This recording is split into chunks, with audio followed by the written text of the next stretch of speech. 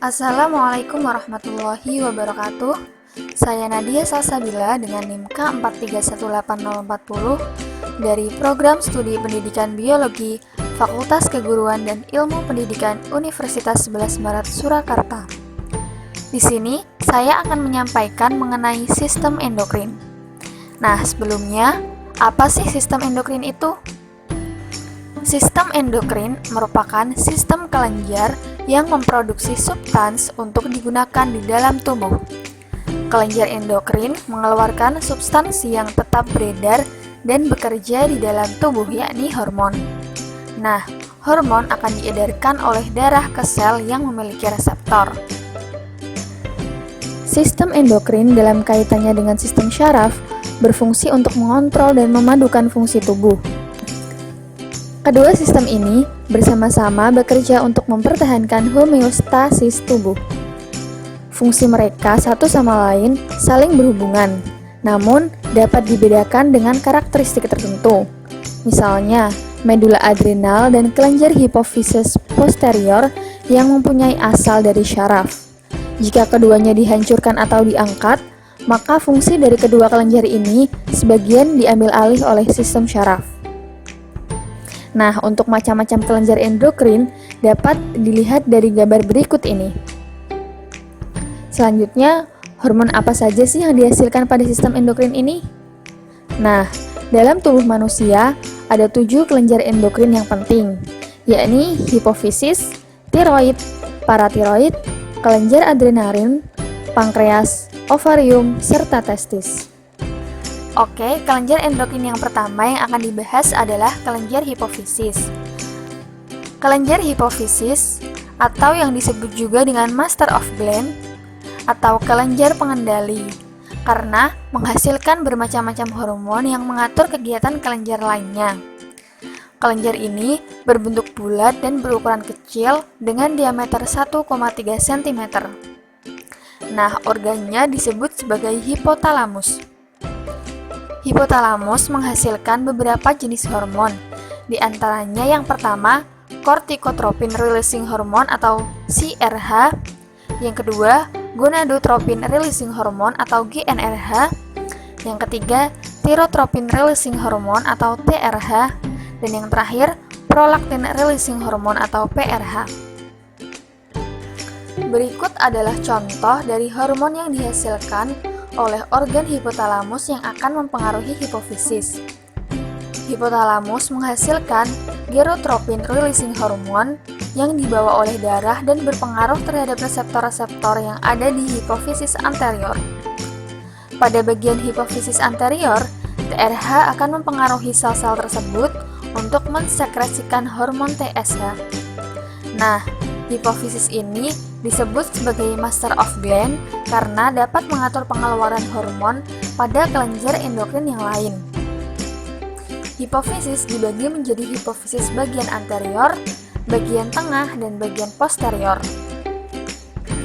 Kelenjar hipofisis lobus anterior menghasilkan 5 jenis hormon, yakni yang pertama, sematotropin atau growth hormone atau GH. Sematotropin mengatur proses pertumbuhan tubuh. Yang kedua, ada gonadotropin atau FSH dan LH. FSH berperan dalam proses pertumbuhan folikel, sedangkan LH untuk proses ovulasi. Yang ketiga, ada adenokartikotropin hormone atau ACTH yang memicu kelenjar adrenal korteks untuk menghasilkan hormon. Yang keempat, ada tyrotropin stimulating hormone atau TSH yang memacu kelenjar tiroid menghasilkan tiroksin. Dan yang terakhir, ada prolaktin atau LTH yang berperan dalam proses pengeluaran ASI. Sedangkan kelenjar hipofisis bagian posterior menghasilkan 2 jenis hormon, yakni yang pertama ada antidiuretik hormone atau ADH yang berperan dalam proses reabsorpsi air ginjal, dan oksitosin. Nah, oksitosin ini berperan untuk kontraksi rahim pada saat persalinan. Selanjutnya, kelenjar yang kedua ada kelenjar tiroid. Tiroid merupakan kelenjar yang terdiri dari folikel-folikel dan terdapat di antara trakea. Kelenjar ini terdapat di leher bagian depan di sebelah bawah jakun dan terdiri dari 2 buah lobus. Tiroid menghasilkan 2 hormon, yaitu tiroksin dan kalsitonin. Tiroksin merupakan hormon yang mengatur metabolisme tubuh serta perkembangan mental, sedangkan kalsitonin berperan dalam menurunkan kalsium di dalam darah dengan cara menimbunnya di dalam tulang. Hormon ini dibuat di folikel jaringan tiroid dari asam amino atau tiroksin yang mengandung yodium. Yodium sendiri secara aktif diakumulasi oleh kelenjar tiroid dari darah. Oleh karena itu, kekurangan yodium dalam makanan dalam jangka waktu yang lama akan mengakibatkan pembesaran kelenjar gondok hingga 15 kali. Selanjutnya adalah kelenjar paratiroid. Kelenjar paratiroid berjumlah 4 buah yang terletak di belakang kelenjar tiroid. Kelenjar ini menghasilkan paratohormon atau PTH yang berfungsi untuk mengatur konsentrasi ion kalsium dalam cairan ekstraseluler dengan cara mengatur absorpsi kalsium dari usus, ekskresi kalsium oleh ginjal, serta pelepasan kalsium dari tulang. Hormon paratiroid menghasilkan kalsium darah dengan cara merangsang reabsorpsi kalsium di ginjal dan dengan cara penginduksian sel-sel osteoklas untuk merombak matriks bermineral pada osteoklas, untuk merombak matriks bermineral pada tulang sejati, dan melepaskan kalsium ke dalam darah. Selanjutnya, kita akan membahas mengenai kelenjar pankreas. Nah, berbeda dengan paratiroid yang meningkatkan kadar kalsium dengan cara mengambilnya dari tulang, kelenjar endokrin yang berperan pula sebagai kelenjar eksokrin adalah pankreas. Bagian pankreas yang termasuk ke dalam kelenjar endokrin adalah pulau Langerhans.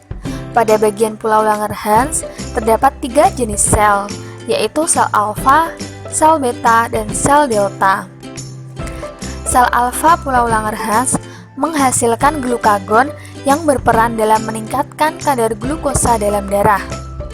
Sel beta menghasilkan insulin yang menurunkan kadar glukosa dalam darah. Sedangkan sel delta menghasilkan somatostatin yang menghambat hormon pertumbuhan atau GH. Yang selanjutnya adalah kelenjar adrenal. Kelenjar ini berbentuk bola atau topi yang menempel pada bagian atas ginjal. Pada setiap ginjal terdapat 1 kelenjar suprarenalis dan dibagi atas 2 bagian, yaitu bagian luar atau korteks dan bagian tengah atau medula. Bagian korteks kelenjar adrenal menghasilkan 3 jenis hormon, yakni glukokortikoid, mineralkortikoid, serta gonadokortikoid. Glukokortikoid berperan ketika kita stres dengan cara meningkatkan laju gluconeogenesis, yaitu proses pembentukan glukosa bukan berasal dari karbohidrat. Mineral kortikoid berperan dalam proses mengatur kadar mineral dalam darah. Salah satu contohnya adalah reabsorpsi natrium di dalam ginjal. Sedangkan gonadokortikoid bekerja sama dengan hormon reproduksi lainnya yang berperan dalam mengatur ciri sekunder pada pria maupun wanita. Bagian medula kelenjar adrenal menghasilkan 2 jenis hormon, yaitu adrenalin dan non-adrenalin. Kedua jenis hormon tersebut berperan pada saat kita ketakutan atau melakukan hal-hal yang ekstrem dengan cara meningkatkan denyut jantung serta frekuensi pernapasan. Adrenalin memiliki kemiripan dengan glukagon, yaitu meningkatkan glukosa dalam darah. Dan yang terakhir yang akan kita bahas adalah mengenai kelenjar gonad. Pada pria, kelenjar gonad berupa testis, sedangkan pada wanita berupa ovarium. Bagian testis yang menghasilkan hormon adalah sel Leydig atau interstitial cell. Sel tersebut menghasilkan testosteron yang berperan dalam menentukan ciri sekunder pada pria.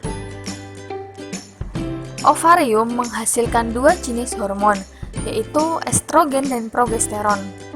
Estrogen berperan dalam mengatur ciri sekunder pada wanita, sedangkan progesteron mempertahankan ketebalan dinding rahim. Itu tadi pembahasan mengenai sistem endokrin.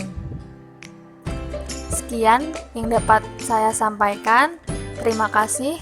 Semoga bermanfaat. Wassalamualaikum warahmatullahi wabarakatuh.